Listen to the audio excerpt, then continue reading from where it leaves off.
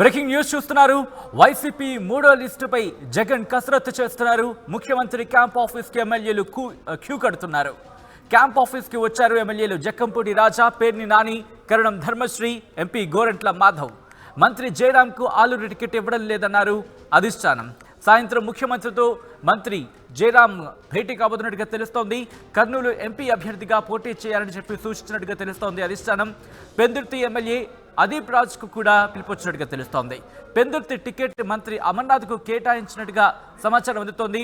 మరి అదీప్ రాజ్కు వేరే నియోజకవర్గం కేటాయిస్తారా అన్న ప్రశ్న కూడా వినిపిస్తోంది. ఇప్పటికే అనకాపల్లి ఇన్ఛార్జ్గా మలసాల భరత్కు బాధ్యతలు అప్పగించిన పరిస్థితి. ఇటువంటి నేపథ్యంలో ఎటువంటి ఈక్వేషన్స్ మారే అవకాశం కనిపిస్తోంది. ఎవరెవరికి టికెట్ కట్ కాబోతోంది, వాళ్ళకి ఎటువంటి ఆఫర్ ఇవ్వబోతున్నారు, లేకపోతే ఎటువంటి ప్రత్యామ్నాయాన్ని చూపించబోతోంది వైసీపీ, తెలుసుకునే ప్రయత్నం చేద్దాం. మా ప్రతినిధి రాజేష్ అప్డేట్స్ అందించేందుకు లైవ్లో జాయిన్ అవుతున్నారు. రాజేష్, ఈరోజు ఎవరెవరికి పిలుపునిచ్చారు?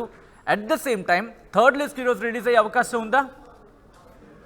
థర్డ్ లిస్ట్ ఈ రోజు దాదాపుగా రిలీజ్ అయ్యే అవకాశం కనబడుతుంది. గత 4 రోజులుగా కూడా థర్డ్ లిస్ట్ రిలీజ్ అవుతుందని ఒక ప్రచారం జరుగుతుంది. సాయంత్రానికి లిస్ట్ వస్తుందనే ఒక ప్రచారం జరిగింది. కానీ అధిష్టానం కొంత కసరత్తు చేయాల్సిన నేపథ్యంలో లిస్ట్ అయితే కొంత ఆలస్యం వస్తుందని ఆ పార్టీ నేతలు చెబుతున్నారు. ఈ రోజు దాదాపుగా కొలిక్కి వచ్చిందని తెలుస్తుంది. సాయంత్రం ఇచ్చే అవకాశం 6 తర్వాత లిస్టుని అనౌన్స్ చేసే అవకాశం ఉంది. 25 నుంచి 29 మధ్యలో, అంటే 25 నుంచి 29 మంది చేంజెస్ అనేవి ఉంటాయని తెలుస్తుంది.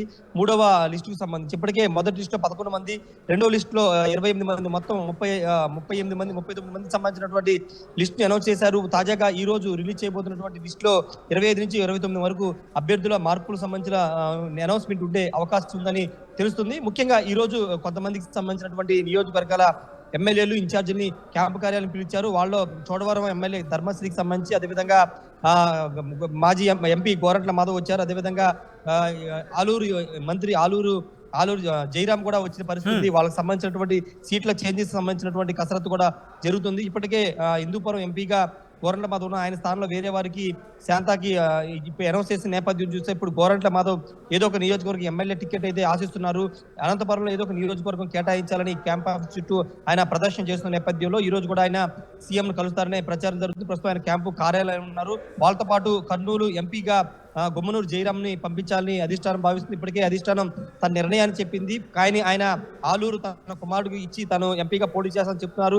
దానికి సంబంధించిన ఒక క్లారిటీ రావాల్సిన నేపథ్యంలో ఆయన కూడా ఈ రోజు క్యాంప్ ఆఫీస్ కి రావడం జరిగింది. ఇక కరణం ధర్మశ్రీ చోడవరం ఎమ్మెల్యే ఆయన కూడా వేరే స్థానానికి వెళ్లే అవకాశం ఉందనే ప్రచారం జరుగుతుంది. ముఖ్యంగా విశాఖపట్నానికి సంబంధించి అనకాపల్లి ప్రస్తుతం ఎమ్మెల్యేగా ఉన్నటువంటి మంత్రి గుడివాడ అమర్నాథ్ ని పెందుర్తికి పంపిస్తారని తెలుస్తుంది. పెందుర్తిలో ప్రస్తుతం సిట్టింగ్ ఎమ్మెల్యే అదీప్ రాజు ఉన్నారు. ఆయన కూడా మధ్యాహ్నం కలవాలని, తాడేపల్లికి రావాలని కూడా పిలుపొచ్చింది. ఆయనతో పాటు గుడివాడ అమర్నాథ్ కూడా ప్రస్తుతానికి తాడేపల్లిలో ఉన్నారు. మధ్యాహ్నం 3 గంటల తర్వాత వాళ్ళు అధిష్టానం వద్దకు వెళ్లే అవకాశం ఉంది.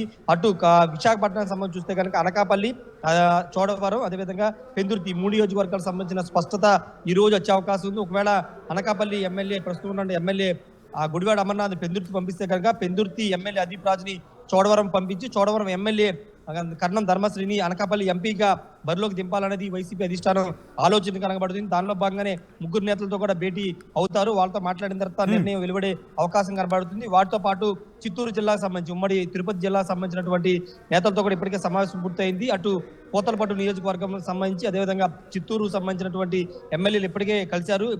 ప్రస్తుతం పోతలపట్టు ఎమ్మెల్యే సిట్టింగ్ ఎమ్మెల్యే ఒక మీడియా సమావేశం పెట్టి కూడా అధిష్టానం రాజేష్ జక్కంపూడి రాజాకి కూడా, if I'm not wrong, Rajahmundry MLA Jakkampudi రాజాకి కూడా పిలిపించినట్టుగా తెలుస్తోంది.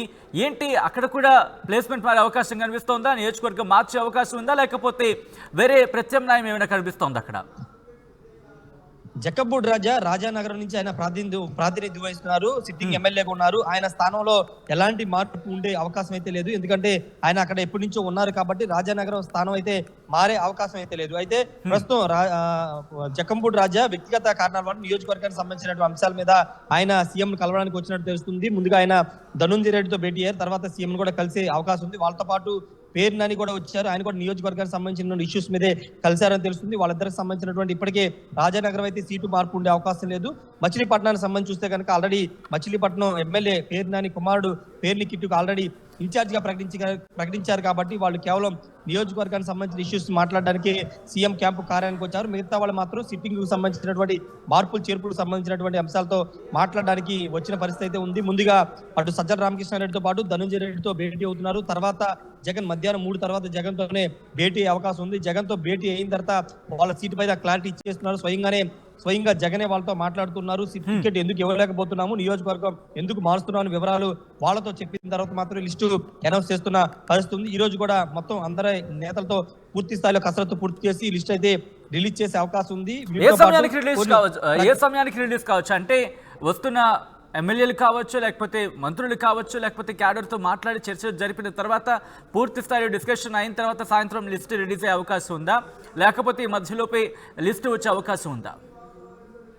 లిస్టు ఇస్తే కనుక సాయంత్రం 6 తర్వాత ఇస్తారు. మొదటి లిస్ట్ కానీ సెకండ్ లిస్ట్ కానీ చూస్తే కనుక 6 తర్వాతే విడుదల చేశారు. బొత్స సత్యనారాయణ, రామకృష్ణ ఇద్దరు కలిసి మొదటి అదేవిధంగా రెండవ లిస్ట్ కూడా విడుదల చేశారు. కాబట్టి ఈ రోజు కూడా 6 తర్వాత మాత్రం లిస్టు విడుదల అయ్యే అవకాశం కనబడుతుంది. అయితే ఇంకా ఈక్వేషన్స్ ఏమైనా మారే అవకాశం ఉన్న నేపథ్యంలో ఇంకా కసరత్తు కొనసాగే అవకాశం కూడా ఉందనే ప్రచారం జరుగుతుంది. కసరత్తు కనుక పూర్తి కాకపోతే ఇప్పుడు కేసీఆర్ నాని విజయవాడ ఎంపీ కేసీఆర్ నాని వైసీపీలోకి వస్తే కనుక కొన్ని ఈక్వేషన్స్ మారతాయి.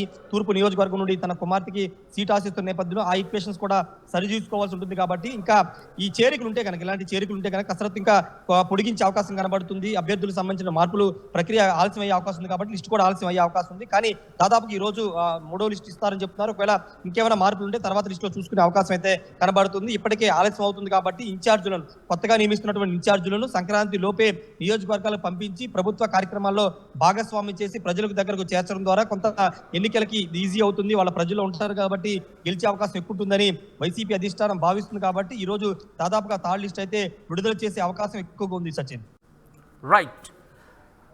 Right Rajesh, thanks for update. So మొత్తంగా అయితే మాత్రం క్యాంప్ ఆఫీస్ కి క్యూ కడుతున్నారు ఎమ్మెల్యేలు. జగంపూడి రాజా వెళ్ళినట్టుగా తెలుస్తోంది. At the same time Perni Nani, Karanam Dharmasri, MP Gorantla Madhav కూడా క్యాంప్ ఆఫీస్కి చేరుకున్నారు.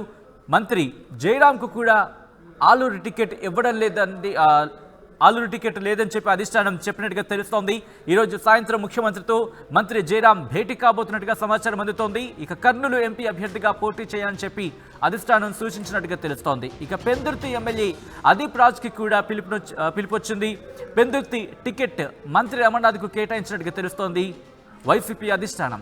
అదీప్ రాజ్కు వేరే నియోజకవర్గం కేటాయిస్తారు అనే ప్రచారం కూడా